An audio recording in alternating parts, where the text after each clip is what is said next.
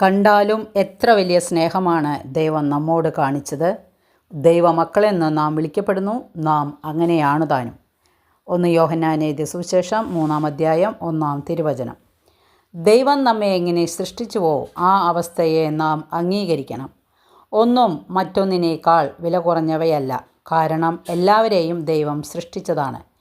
അതെ, ദൈവം നമ്മെ സൃഷ്ടിച്ചതിന് പിന്നിൽ ദൈവത്തിന് വ്യക്തമായ ഉദ്ദേശമുണ്ട്. ആൺകുഞ്ഞിനെയും പെൺകുഞ്ഞിനെയും ദൈവം ഒരേ സ്നേഹത്തോടും ഒരേ കരുതലോടും കൂടി തന്നെയാണ് സൃഷ്ടിച്ചത്.